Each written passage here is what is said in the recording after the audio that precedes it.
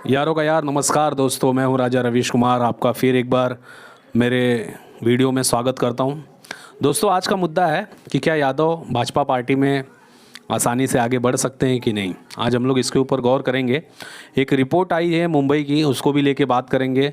मध्य प्रदेश से भी एक मुद्दा उठाएंगे और यूपी की भी बात करेंगे। जैसा कि आपको पता है, हमारे जो भैया जी हैं, भैया जी यानी अखिलेश यादव हो गए, तेजस्वी यादव हो गए। हालांकि तेजस्वी अभी बच्चे हैं, लेकिन भैया जी तो अभी आके उनको करीब करीब देखने जाओगे तो 15-16 साल हो चुका है राजनीतिक में।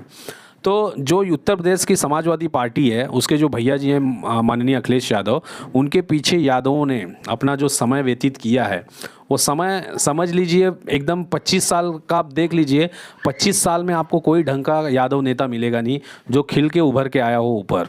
ना उत्तर प्रदेश में ना बिहार में एक भी नेता समाजवादी पार्टी से ना आरजेडी से खिल के बाहर आया है। क्यों?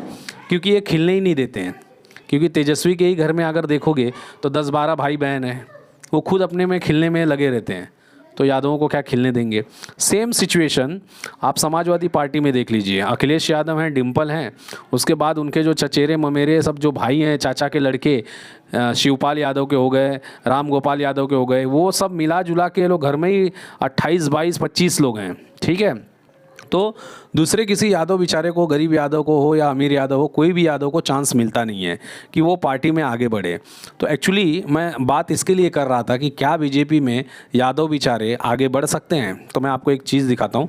जैसे कि मुंबई में एक डेटा आया है मेरे पास में, बीएमसी इलेक्शन चुनाव हुए थे। ठीक है, इलेक्शन चुनाव के अंदर आपको पता है बीएमसी इलेक्शन चुनाव 74,000 करोड़ की बीएमसी है। 3-4 स्टेट से भी ज़्यादा उसका बजट एक शहर का। मुंबई को आर्थिक राजधानी इसके लिए कहा जाता है कि जो पूरे सिटी यानी पूरे मुंबई का जो बजट है ना, वो 2-3 राज्यों से भी ज़्यादा है, छोटे छोटे राज्यों से भी ज़्यादा है। इतना पैसा है, इतना वहाँ पे टैक्स और ये सब का रेवेन्यू होता है। 74,000 करोड़ से भी ज़्यादा है बीएमसी इलेक्शन का, बीएमसी का जो पैसे का आगे पीछे जो होता है हिसाब किताब, 74,000 करोड़ से ऊपर है। सोच के देखिए, उतने बड़े महानगर पालिका में, ठीक है, समाजवादी से कोई सलीम जीत रहा है, कोई अब्दुल्ला जीत रहा है, कोई मोहम्मद जीत रहा है। एक ही दो जीते हैं, यही लोग जीते हैं। ठीक है, ये समाजवादी से। आरजेडी का तो वहाँ पे नामो निशान नहीं है। ठीक है, लेकिन भाजपा से एक डेटा आया है मुझे, भाजपा से आया है वार्ड 1 में रेखा राम यादव। ठीक है, रेखा राम यादव जो भाजपा से जीत के गई हैं वहाँ पे। फिर अंजिता राजपति यादव जो वार्ड 28 से जीत के गई हैं। वार्ड 31 से मनीषा कमलेश यादव भाजपा से जीत के गई हैं। वार्ड 72 से ममता पंकज यादव भाजपा से जीत के गई हैं। वार्ड 80 से दिशा यादव, सुनील यादव भाजपा से जीत के गई हैं। फिर वार्ड 176 से रेखा यादव, पत्नी राजकुमार यादव, वो जीत के गई हैं भाजपा की तरफ से। ठीक है, अभी मैं वही ध्यान दे रहा था समाजवादी कुछ समाजवादियों के ऊपर कि वो बहुत सारे पोस्ट कर रहे हैं कि पार्षद बनने पे बधाई हो, पार्षद बनने पे बधाई हो, फलाना यादव को बधाई हो, यदुवंश का नाम रोशन कर रहे हैं, यदुवंशियों को, यदुवंश अपने अग्रसर में चल रहे हैं, आगे चल रहे हैं। ठीक है भैया, सब कुछ जायज़ है, लेकिन तुम्हारे समाजवादी की वजह से नहीं जायज़ है, वो समाजवादी की तरफ से नहीं बढ़ रहे हैं। ठीक है, ये गौर देने वाली बात है। आज अगर जो मोहन यादव हैं मध्य प्रदेश के मुख्यमंत्री, तो वो समाजवादी पार्टी से नहीं है, वो भारतीय जनता पार्टी से हैं। और ये जो 6 पार्षद जो लेडीज़ जीत के गई हैं बीएमसी के अंदर, कॉरपोरेटर बन के, मुंबई में कॉरपोरेटर बन के गई हैं, छोटी मोटी बात नहीं है। बीएमसी का इलेक्शन देखना हो तो एक बार आके देख लीजिए, विधायक से कम नहीं होता है। और उसका जो मीडिया कवरेज जो आपने देखा ही होगा न्यूज़ चैनल पे, कितने बड़े पैमाने पे किया जाता है। उसमें अगर 6 यादव जीत के भारतीय जनता पार्टी की तरफ से जा रही हैं तो ये बहुत बड़ा तमाचा है समाजवादियों के मुंह पे। आप तो उस पर्सन को तो वाह वाह कर देते हो कि यादव आगे बढ़ रहा है, आगे जय यादव जय माधव, ये है वो है वो है, यादवों का झंडा बुलंद रहे, सब है। लेकिन आपको ये नहीं पता कि उनको आगे करने वाला है कौन, और उनको आगे करने वाले हैं भारतीय जनता पार्टी। तो जो कि मेरा शीर्षक था कि क्या यादवों का गुजारा बसेरा हो सकता है भारतीय जनता पार्टी में। तो दोस्तों हाँ, वो इंतज़ार में है कि कब हमारा समाज उसके अंदर 100% में से 80% आके सम्मिलित होगा, जिससे हम आगे बढ़ेंगे। आज हम लोग बात करते हैं कि एक जाति के हिसाब से अगर आप 80% ठाकुर देखोगे यूपी के तो भाजपा को वोट देते हैं। अगर आप 80% ब्राह्मण देखोगे तो आप वो भाजपा को देते हैं। समझ रहे हो?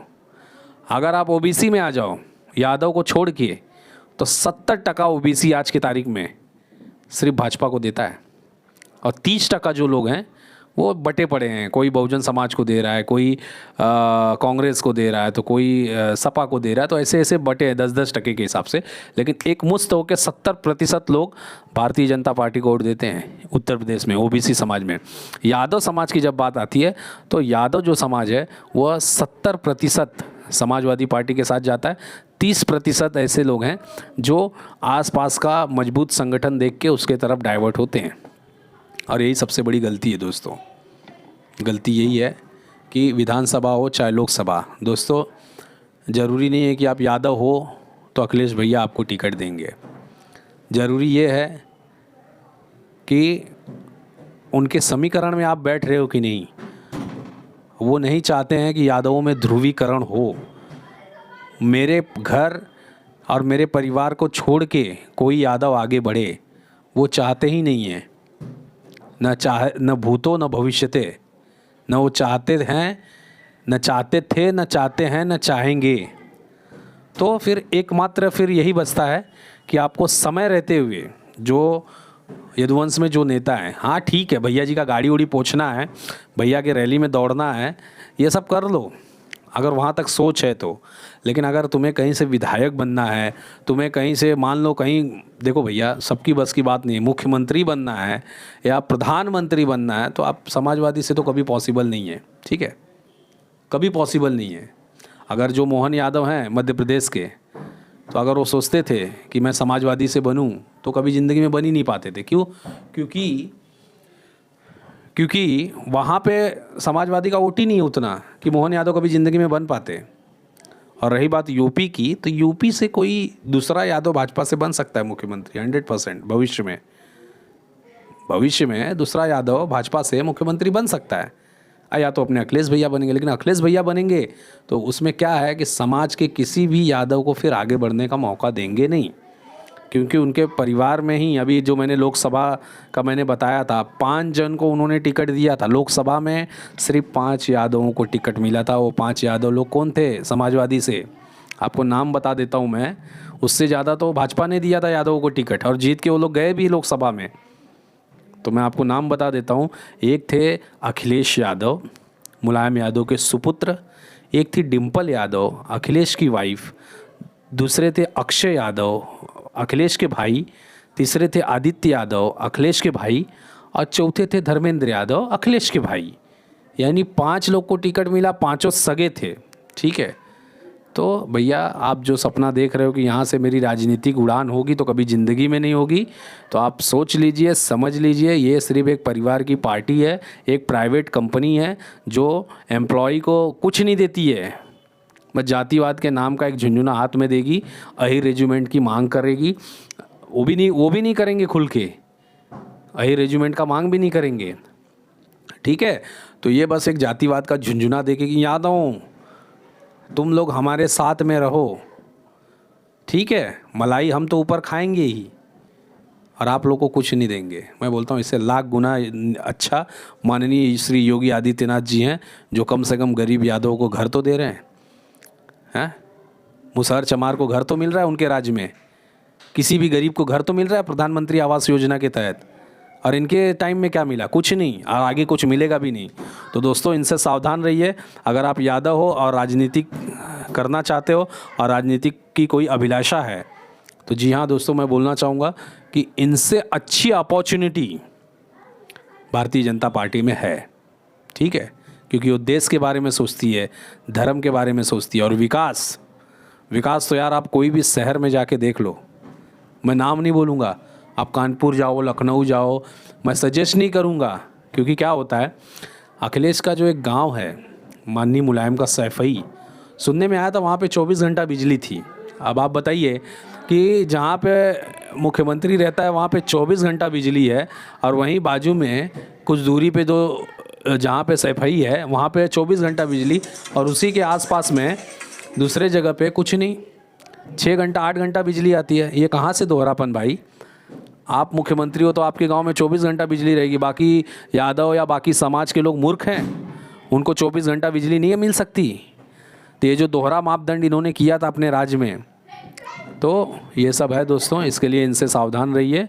और अगर आपको सही में आगे बढ़ना है तो किसी ऐसे राष्ट्रवादी पार्टी से जुड़िए जो भविष्य में आगे बढ़ने की सोच रखती हो।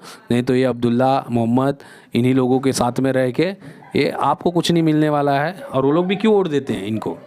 वो लोग भी इसके लिए वोट देते हैं कि कहीं ना कहीं उनकी राजनीतिक मंशा है कि जो हिसाब से हम सोचते हैं ये भाई साहब वैसा करते हैं। और भाजपा उनके विपरीत करती है, भाजपा उनके विपरीत करती है। भाजपा बोलती है नहीं भाई, तुम अगर हम में रहोगे तो हम भी अपने समाज को हम में रखेंगे।